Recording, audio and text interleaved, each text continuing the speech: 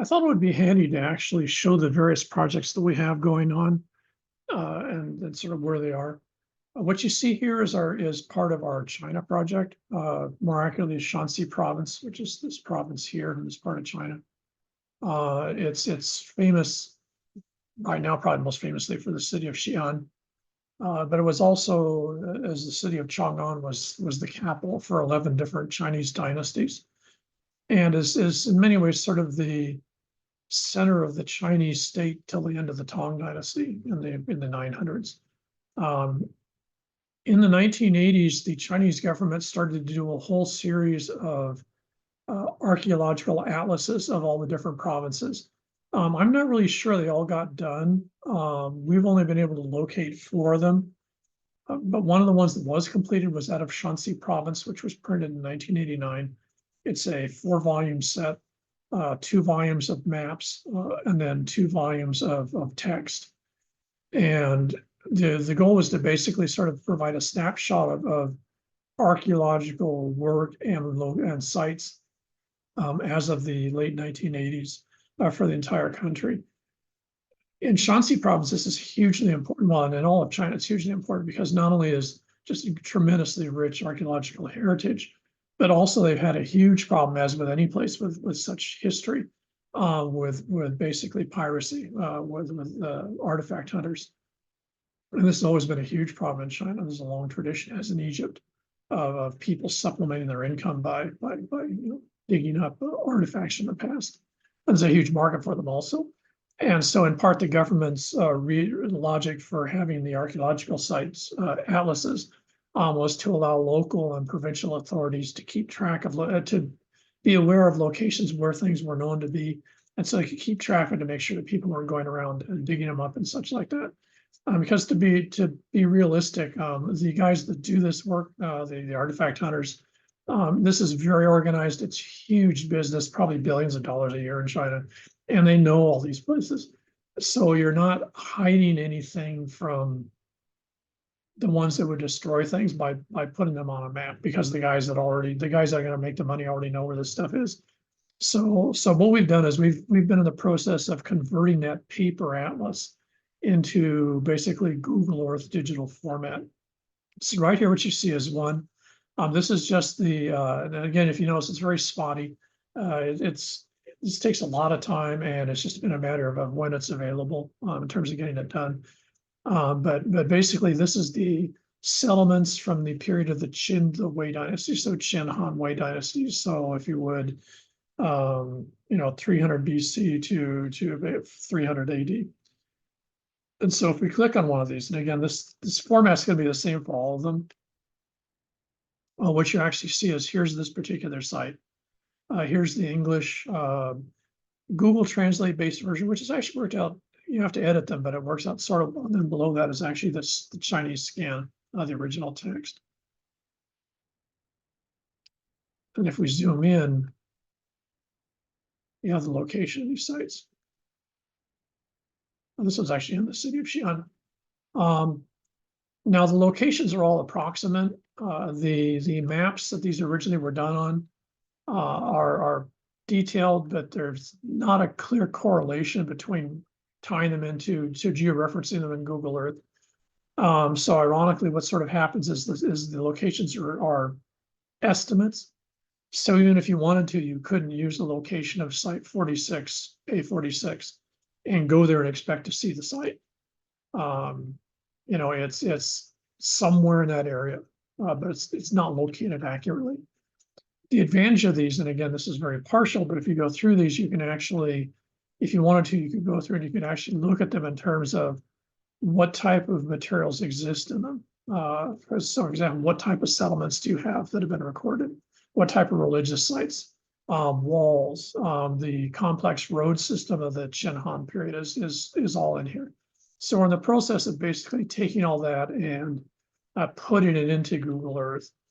Now, one of the side effects, one of the side effects that we've gotten into is these databases get quite large really quick. As you can see, this is just settlements, and I've only done a small part of the province. And what happens is, as the databases get to a certain size, apparently Google loads the entire file And so what happens is that if we were to get all the Qin dynasty settlements done for the entire province, the program would probably seize up. The database would be actually too large to display. The program would actually lock up as it tried to display everything.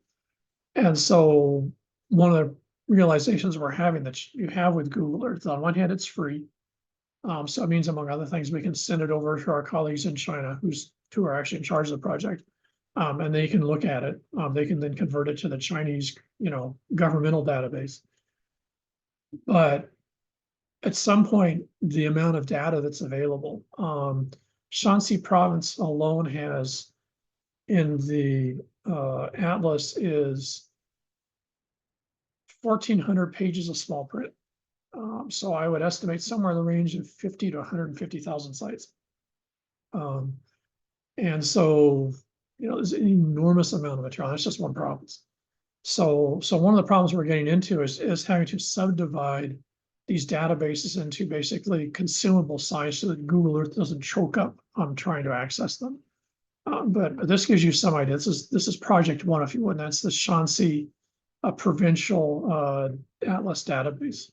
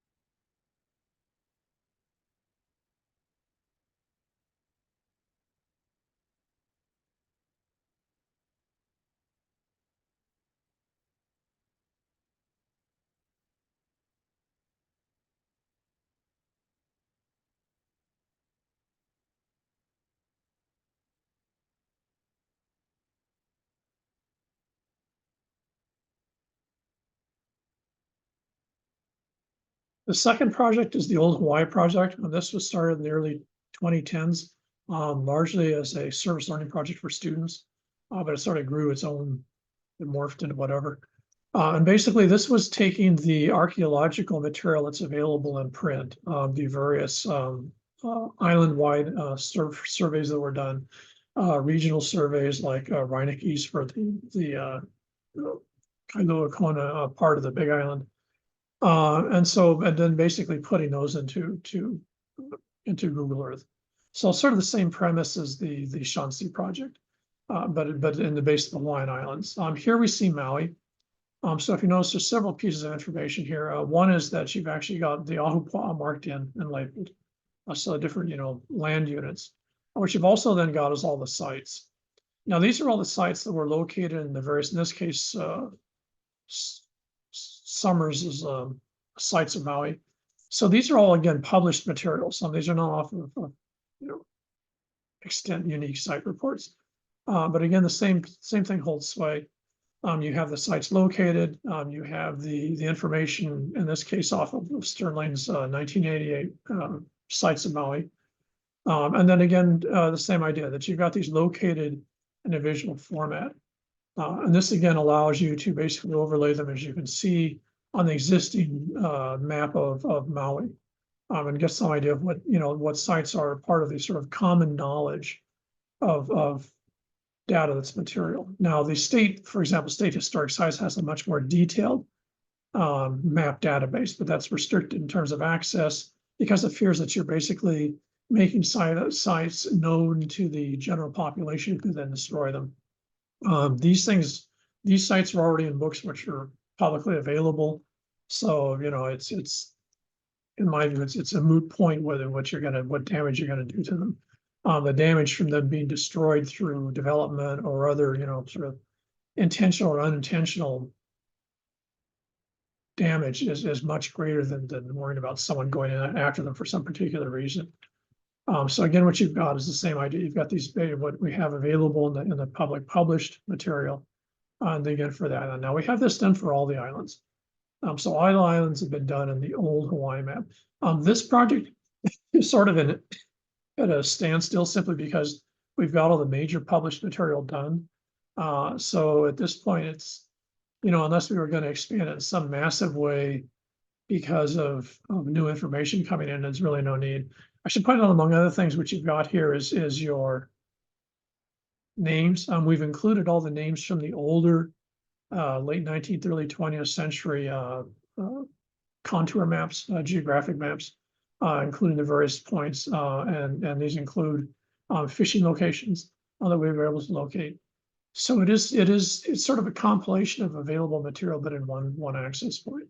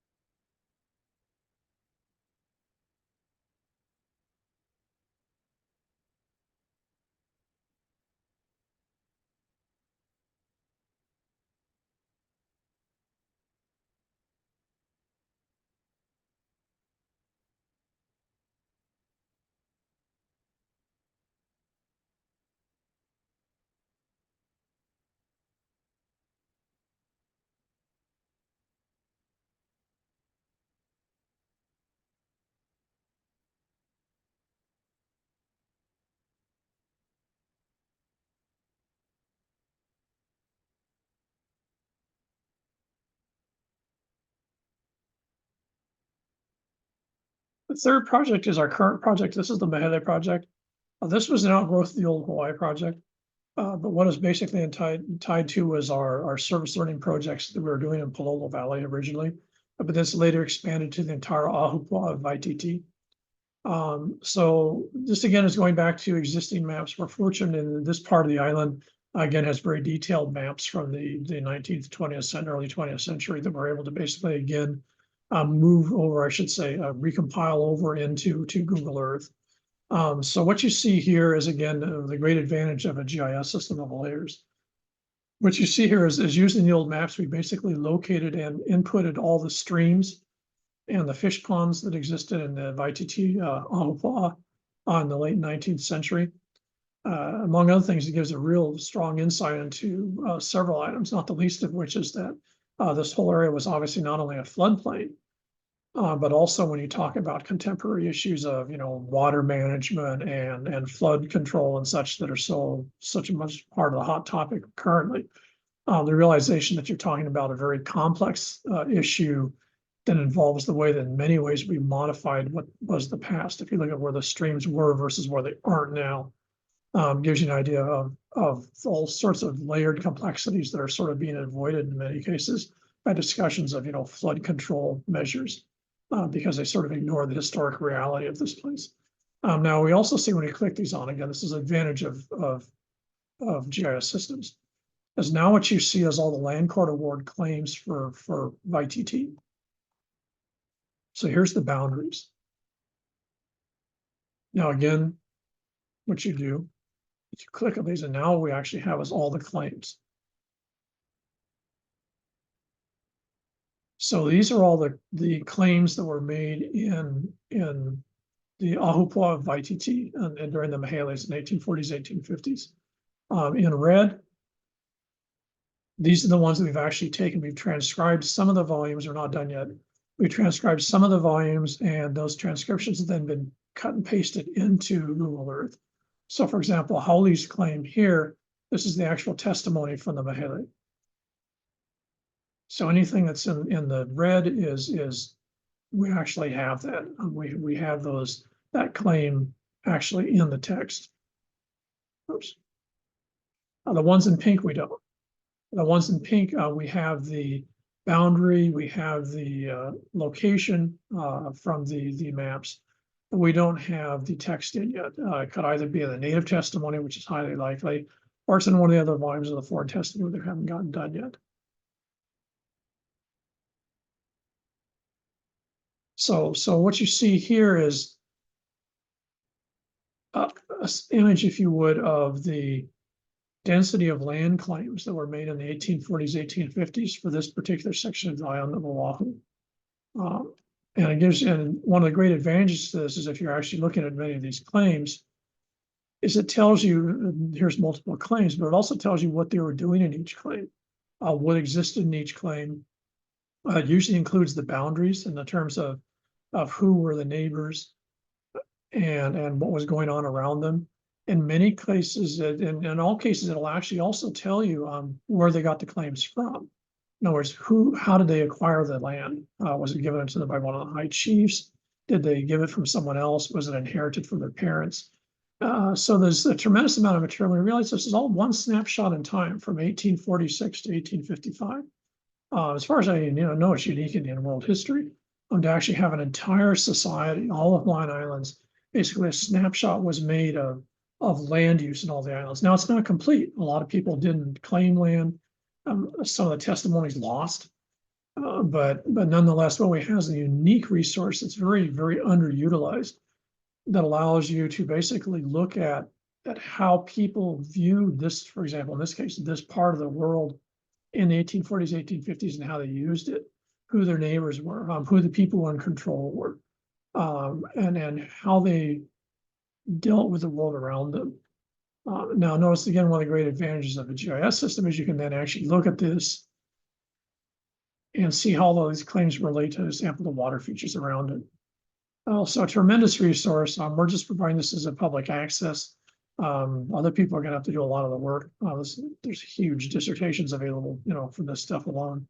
But it's been very poorly used. I see very little work ever done. The most famous would be the work of Solons and Kirch on Honolulu, which is actually the only one I know of that was a very detailed analysis using this type of material, at least as part of the research. But again, it's available. We're in the process slowly of putting this up. We have this part of Oahu done. We have Lahaina done. We're in the process of doing the Pearl Locks. So we're expanding again. This is largely due where we have maps, where we have the detailed maps that allow us to do this. But we're slowly expanding this. This is the current big project that we're working on right now.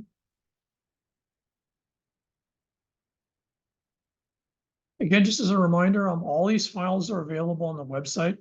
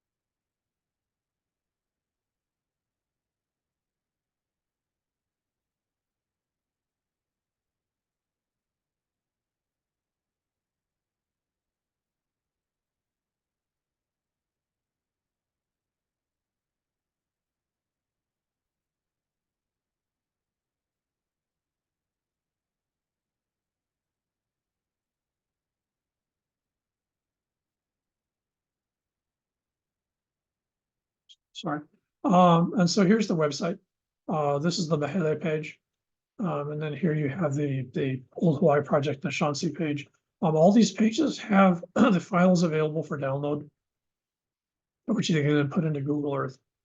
So feel free to use them. By all means, the more the folks that use them, the more exposure they get, and the more value they